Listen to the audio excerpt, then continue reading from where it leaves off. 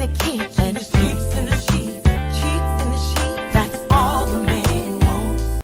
So Okay. I'm here with the powerhouse of Memphis, Tennessee, the Southern blues vocalist, LACEE. Am I pronouncing your name correctly? Yes, ma'am, LACEE. That is it. Okay, LACEE, tell us a little bit about your roots, singing in the church and getting discovered by the international singing group, the Barkays. Oh Lord.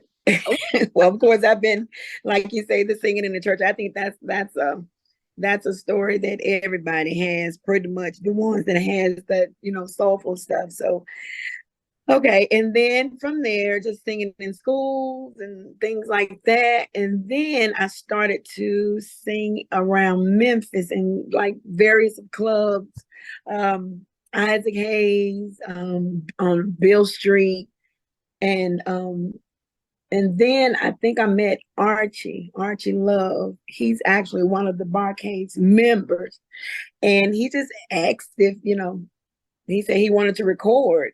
Me. And of course I was like, okay, and then I knew his wife and everybody, we all was real cool. So we recorded, the CD, we shopped it, but the Barkays, wanted to be in on it. And he ended up selling the project, to the Barkays. And that's how I got on the JEA label, which is James Alexander. Well, James Evelyn Alexander, but him and his wife got their own label. So that's how I got on the Barkays label. Okay, and that was it. Going from church to R&B, right? Okay, girl, from church to singing in a lot of other places and stuff, and then doing my own thing. So yeah, pretty much from church to R&B. Yeah. Okay, God still set the path, and here you are. Okay.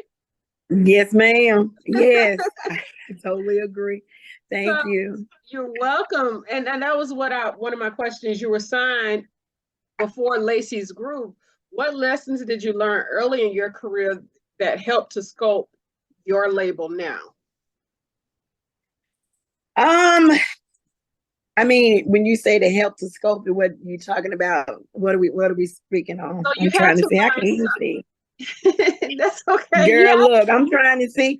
My eyes are blurry, but okay. So I mean, as far as trying to, learn the best as much as we could, as far as the music business itself. Mm-hmm.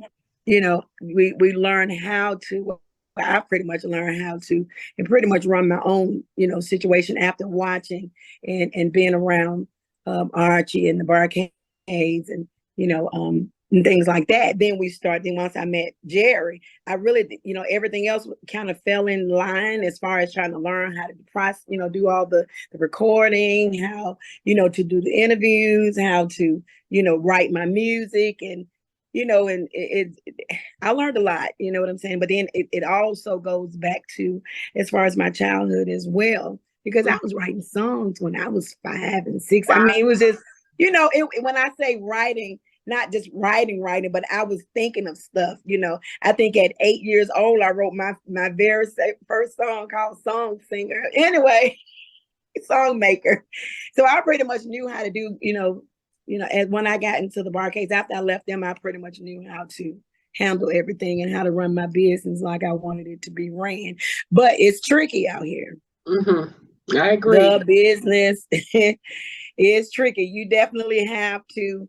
I go off of energy, vibes, history of somebody else. So you have to be careful of who you deal with as well. That's something that you really got to know how to do, because you got people that'll run you all the way here. Look here, it'll take you somewhere else you don't want to go. Right. They take your money. They do everything.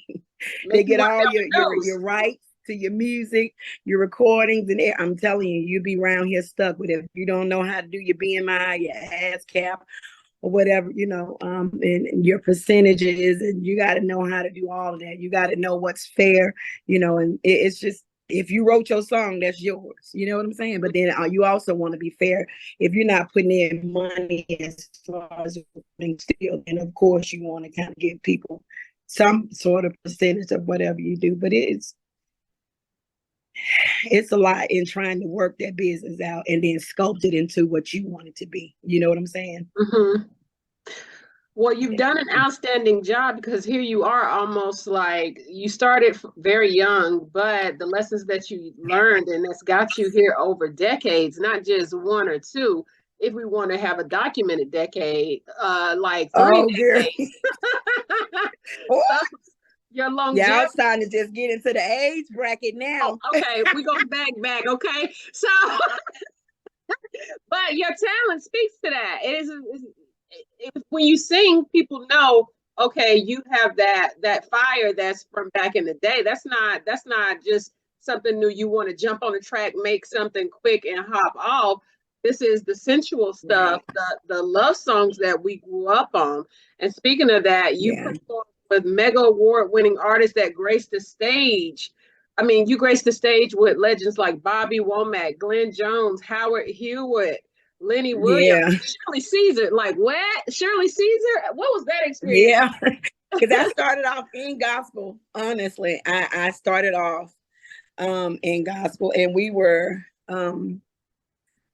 we got the name of the group. Oh my God! But we were in Raleigh. I think they had like a convocation or something. They had and we were actually in Raleigh when I met Shirley, and I think Albertina Walker was living at that time, and then you had Juanita Bynum that was there. You had Donnie McClurkin that was there.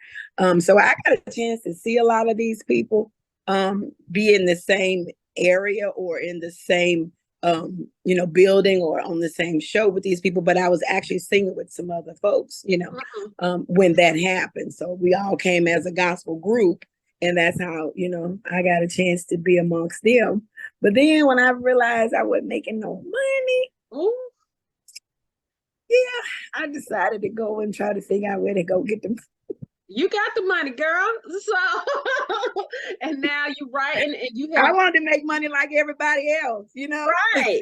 No, I feel you. Okay, now you have Yeah, complete definitely. control over everything that you do. And speaking of that Yeah, creative control, like your writing process.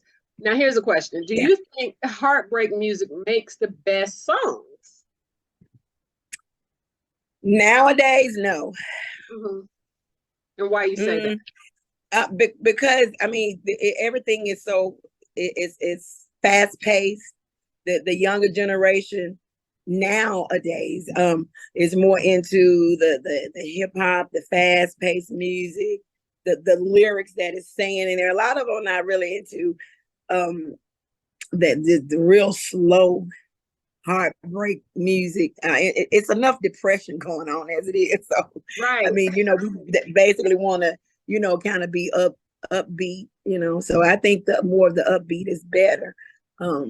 That heartbreak song is just Gonna it's make you not mad. really doing a lot. It's not, but you know what? Back in the day, like if you were really, and I'm thinking as far as like the Howard Hewitts, you go as far as the Gladys Knights, stuff like that, with the Neither One of Us, and just different songs and stuff at that time really made sense. It had a storyline. You had a beginning, a middle, and an end, and it all made sense, and it all flowed, and it made you feel good. Now it's so crazy because hip hop music or up tempo beats sometimes make people feel good. That's all I've been seeing. If Right. you don't have a groove with it and that beat, people be just like this. They just sitting there. They just sitting there like, and I've watched this over the years. I've watched how the music has really transitioned. And I'm like, oh, Ooh, so so you gotta come. People want to dance. They want to right. dance, Well, I seen you so dancing in your videos. You was dropping it, girl. Okay. So girl, them knee. Okay. and Well, thank you. you're welcome. Did you take that into consideration with your newest single, Chicken and Cheeks? How did you come up with that concept? Well, and I was still on the fence with the tempo of the song, Mm-hmm. but it's grooving and it has a hook, and people are like, well, wait a minute, what is Chicken and Cheeks? So when they're asking this question, okay, then they hit the button, they press play, and then there's and it's like they're gonna listen to it until they get to a point like, okay, tell me what you're talking about. So Right. once they get to that point, they be like, okay, I like that. So it's like we kind of trick them into listening to the song. Because anybody that, because I'm serious, if somebody say chicken and cheeks or has a real like catchy hook, I mean, let me hear what this is. And if it's slow, I'm gonna listen to it. If it's up tempo, because I want to get to the hook. I want to understand what you're saying and why you're saying that, and how we got to that particular song. It's my my guitar player. He just recently got married, right? And we were basically, I think we'd all stopped to get something to eat. And I was like, Jeremy, are you gonna get some? His name is Jeremy Venom. I don't know why I can't never pronounce Jeremy's last name. So I said, Jeremy, you want to get something to eat? He said, no, we almost home, and my wife is cooking that chicken. She cooking that chicken at the house. I said, oh, okay, you're gonna be full. He said, yeah. And after that chicken, I got to get them cheeks. I said, oh, see, okay. Say chicken and cheeks. Chicken and cheeks. Chicken and cheeks. I said, oh my goodness. And it just rung a bell in my head. And that light bulb said, bing. So when Jerry, I said, what does chicken and cheeks sound like to you? He said, chicken in the kitchen, cheeks in the sheets. And we just went with it. I'm telling you, it all came from Jeremy, the guitar player. All because he was just trying to get home to eat. He's trying to get him some cheeks. He was trying to get that. He was trying to get that chicken because she had fried some chicken for him. And he said, after that chicken, it's cheeks time. I said, oh, okay. I said, y'all do too much. Hey, that's too much information for me. I don't want to hear it. Well, at least he had it organized, okay? He had it organized, and I came up, we were kind of going over it while we were in the van, headed back home. And I was like, we were just trying to come up with, how everything was going to flow. And so once I got home, I just kept listening to the music.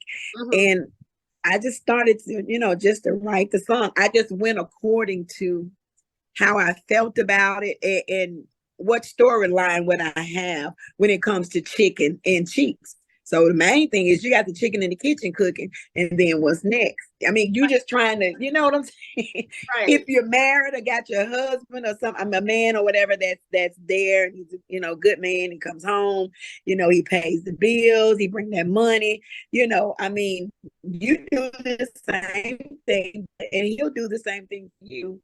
I mean, it's just, y'all relationship is just, hey, you on point. So you don't have to worry about too much when you when you got all your ducks lined up in a row. Just had the chicken cooking and the cheeks in the sheets. Right. As long as the cheeks don't smell like chicken. Girl. Wait, that's it. Okay. I mean, clearly, but anyway. But no, when I post that, the title of it, and then Jerry, he just actually found we were thinking when we say cheeks, he was looking for something with the cheeks hanging out. And that's what we posted. I was like, oh my God. And I was like, Lord, you talking about risque. Okay. Right. I did Juicy Lip. I have a song called Juicy Lips. Wrote that one as well. But it's like, it's like an innuendo. It's like, we kind of beat around the bush, but you know what we're talking about. Right. This one is just straight cheeks. It's straight cheeks. That's it. I saw them in the shorts, okay? We don't know who. Wait a minute, we don't know who that is because it ain't me. But it's somebody. But when I posted that, oh girl, when I tell you, it was the funniest thing because everybody was like chicken and cheeks. Now, what you talking about? I wouldn't say nothing. I said, you'll hear the song when it comes out, and that's how that's the whole kit and caboodle. That's how it all started. Is the chicken Jeremy little self? Okay, so Jeremy, he said it last night. We just got back from from Alabama. You know, I had to do the casino down there. And he said it last night once he got out of the van. I'm about to go home, chicken and cheeks time. So okay. Okay. All right. I said, you do too much. You doing too much. Y'all, I don't want to hear that. Okay, somebody better doggone patent that, because like he getting excited about it, okay? So Yeah. Okay. We gotta figure something out. Oh my goodness. now before I write, run, or even when I interview, I say, Lord, please let me do X, Y, and Z well. What is something you do to ensure a successful studio session or performance? Oh Lord, I pray for the same thing. Lord, if anything, strengthen my voice. Mhm. And then let my voice be able to touch somebody. Now I know the type of music that I'm singing is secular music. I understand that. But I've had people in certain songs that I sing, I've had people to say, oh my God, your voice is so anointing. Oh my God, you just really touched me. And I'm like, okay, really? But I asked for it. I asked, Right. And then I asked to have a clear voice. Once it's strengthened and it's strong, it needs to be clear, no hoarseness, like I am now, but I don't have to sing right now. And then just let me be able to, if I can just touch somebody or make somebody happy with whatever I'm singing. And as far as my studio session goes, I just go in and just sing. I don't pray as much when I go into the studio to sing. I just pray that I do pray that the music come out, good, or, that we make good decisions on what we're actually recording. But Right. It's more for my performance for me. That's when I really go in and start praying. You know how people, when they pray, Lord, let us just be able to go in here and do our best. And, and that's what we do. That's what I do. I be meditating and people be trying to talk and they want to communicate. And I be, I don't mind, but it's like if I'm in a mode, in some kind of zone or whatever, then I just, you be wanting to be kind of left alone a little bit, just to get that little, because I be nervous every time I get on stage. I be freaking out. So with that, like because you've been doing this for a very long time, so you still get nervous before you go on and perform. And why do you think that is? I think it's the fear of maybe not hoping that I don't mess up, hoping that I do a good job, hoping that and praying that the people accepts me, or it's like a boost. When you hear people say, yeah, when they say, ladies and gentlemen, put your hands together for LACEE, and when you hear LACEE, that's all you need. Well, that's all I be needing. Right. When I hear that, then whatever is that jitter or that thing that's in my stomach, and I hear that music, that's all I need. Then all my nerves just go out the window. I don't even be knowing what happens at that point. Right. There's a whole nother altered ego that takes control. But if I go out there and ladies and put his hands together for LACEE, and yay, I'm like, oh my God, I gotta work hard. Oh, when you have that type of crowd, if you have a dead crowd, it is so annoying and it's so hard. So it makes you sing harder, you try harder, to try to get them to be on that level that you're on. Right. And normally once I get somewhere in a song that they like, you know what I'm saying? Then if I get them, I got them at that point. I'm like, okay, thank you, Jesus. But I have been in situations like that. But I'm nervous every time, and I'm just hoping they accept me. They accept me, or whatever. And then like my music, and there's some, and then you have to be very careful too, because I do draw a lot of women. And then sometimes I draw couples. So with that, I still have to be mindful, or I'd be like, okay, well, I don't want to seem too this or to that, or to where it's intimidating. Right, right, right, You know what I'm saying? right. Because then at that point, if you're intimidating people or intimidating a female, you can cancel Christmas. Oh, right. Well, it's You a can fine cancel. line. You know how we get. Right. It's a So I fine try not, line. girl. And I saw something like that. I didn't do it, but there was somebody that had done this, and we were somewhere. I think we were in Montgomery, and this particular singer artist came out. She was singing, really cute, nice, and had a little sexy clothes on. But she started to go over to somebody else's man, and Like, what she now? was sitting on the lap. And girl, oh Lord, I don't get down because I get upset. You sit, don't sit on my man lap. No. But she just went. I think she went a little bit overboard trying to get people to like her. You don't have to force people to like you. They're gonna like you. If they like you, then they like you. You don't have to do a whole lot to make them like you. You know what I'm saying? And you definitely don't have to go out here and be, sitting on these men and, flaunting and all. No, man. Doing the So, most. Yeah, that's how you yeah, get doing the most. At that point, it's intimidating. Now, out of all of your projects, which one stretched you the most? And who was your favorite collaboration? Out of all my projects, which one stressed me the most? I'm trying to think. I think this is the most stressful one. And we're not actually finished. Seriously, the whole project that we're doing as far as putting this new album out, this is the most stressful CD that we're in. And like I say, we're not complete with it. Mm-hmm. It's taken, because whereas in the beginning I was able to write songs like this, songs just coming off of my head. Album, well, they're more so CDs now, but people still call them album after album after album. And it's very stressful because now, like I told you, the music is changing and his transition. Right.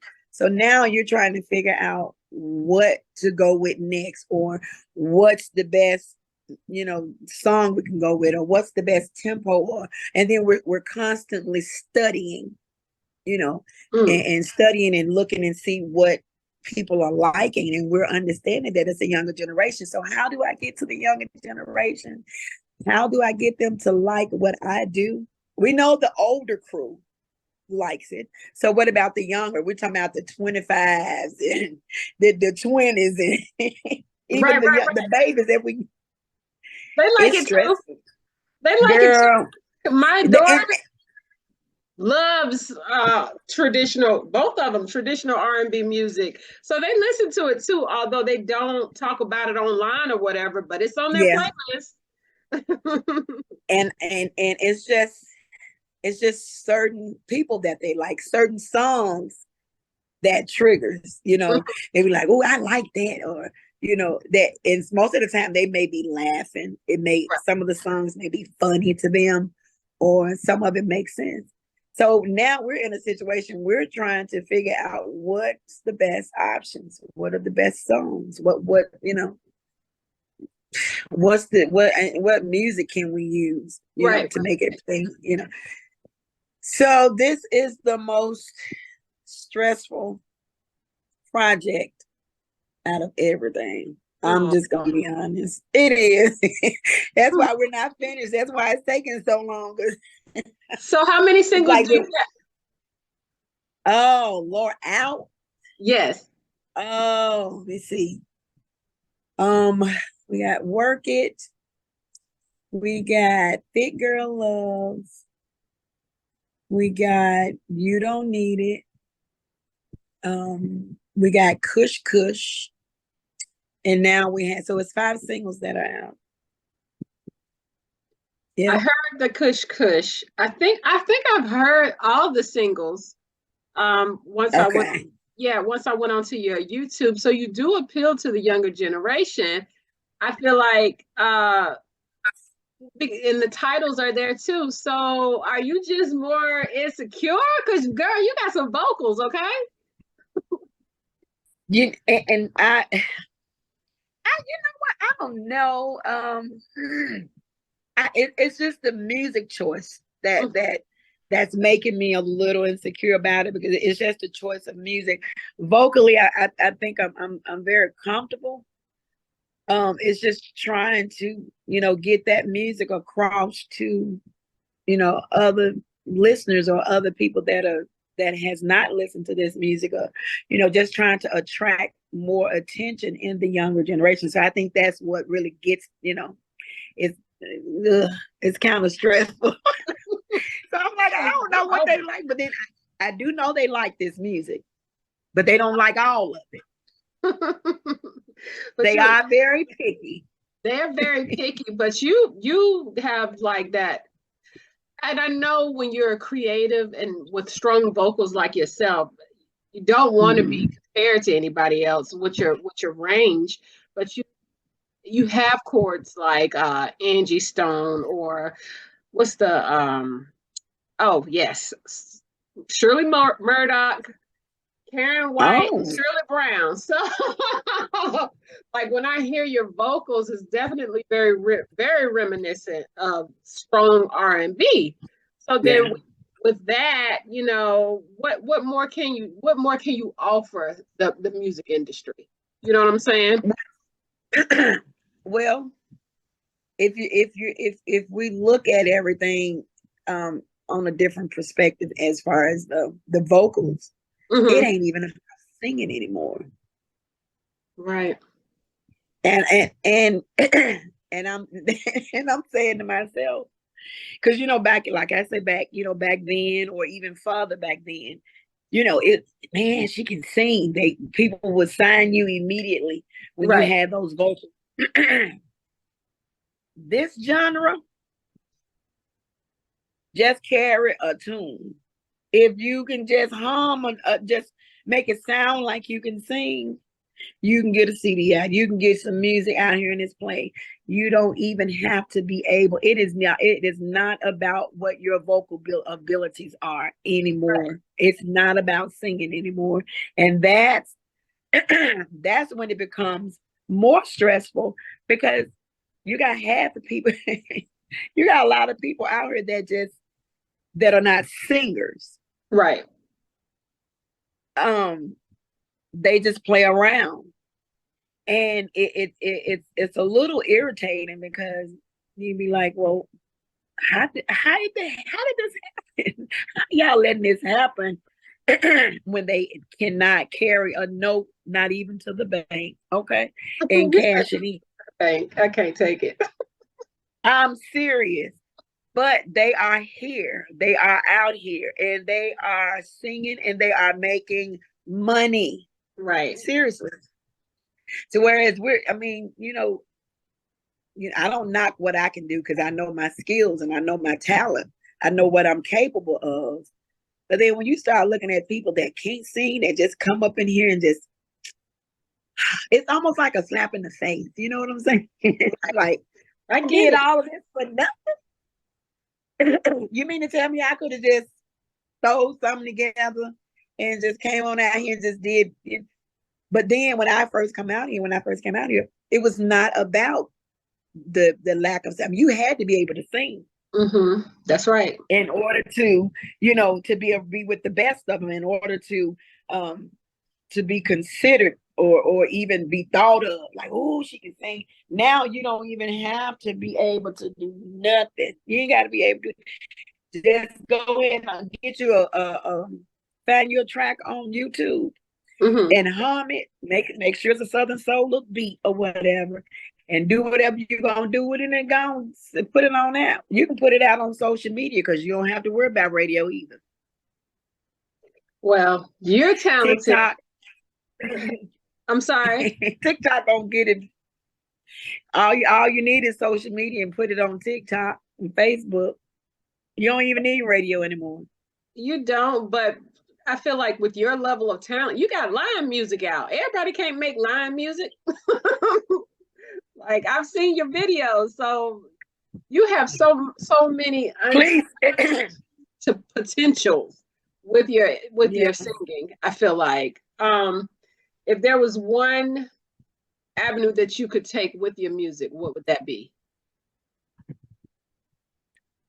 You see, if it was one avenue, Yes, if there's one thing that you could do with your music that would bring you meaning and fulfillment, what would that be? What would that look like for you?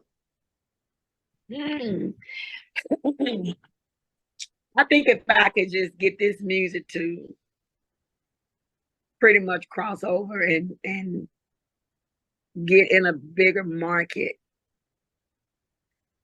if that's making sense, I think that'll solidify, everything that I've done, all the sacrifices, all the hard work, the stress, and all that stuff. I think it will solidify who I am and what I've done in all these years. If I can just get it just pushed over in another market, in a bigger market. You know what I'm saying? Because right now we just like this. Everybody's like crabs and buckets. And Right. I want to branch out. My music need to go somewhere else. You know what I'm saying? So I think if we can, if I could do that, I'll be good. Because I'm not that hard to please anyway, so I would be pretty good. I'll be good. Yeah. They say, don't play with me. Y'all need to do better. Okay. So no, girl. You have won numerous awards, and like we talked about longevity.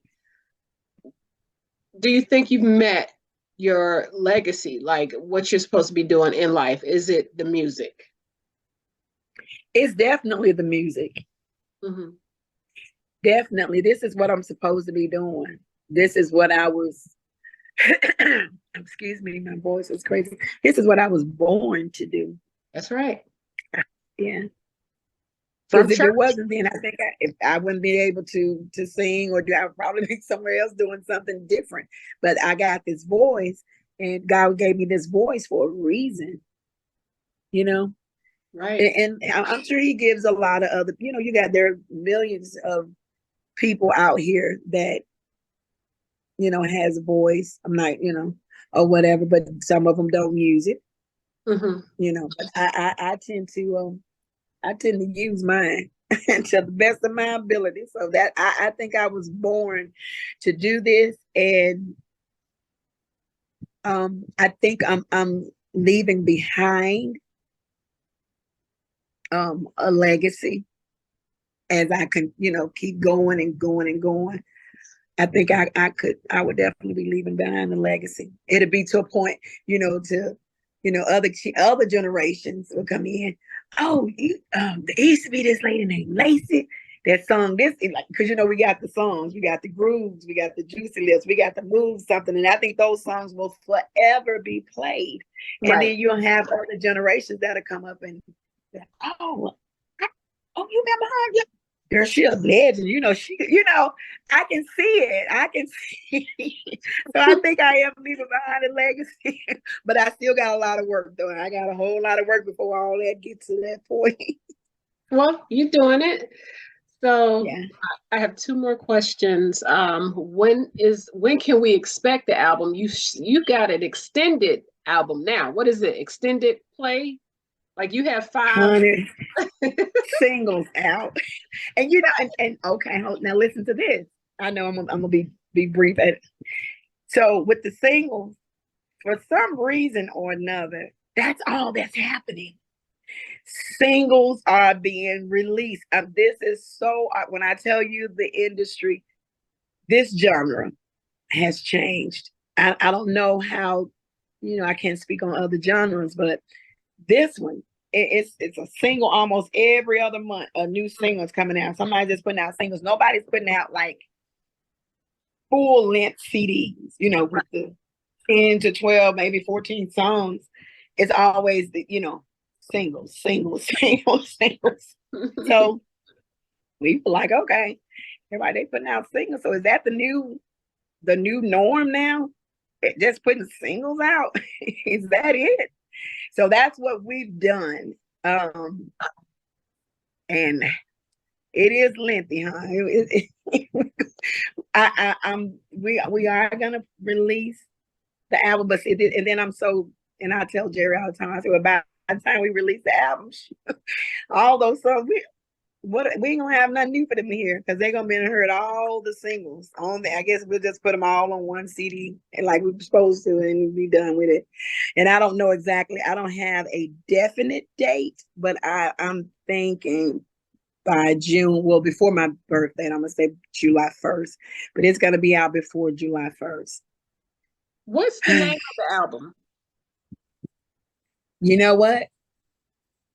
We were gonna do, and don't laugh, Chicken and Cheeks. We're gonna call it, but that's not gonna be. We have not actually come up with a good title or an album. The name of it, we have not come up with something that makes sense to me. We thought about Kush Kush, but what does that mean? You know what I'm saying? Right. What does that mean when people look at the CD? Kush Kush. Most people have, meaning behind the name of an album. Right. And I also thought to name it Joanne, which was my mom's name. So we have yet to come up with a name and stick with it. Well, you got a little bit.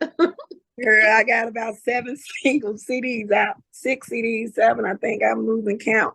And this is the one that has literally just, when I tell you, is just taking us down through there, all the way down there and back again. Yeah, but we're going to come up with one.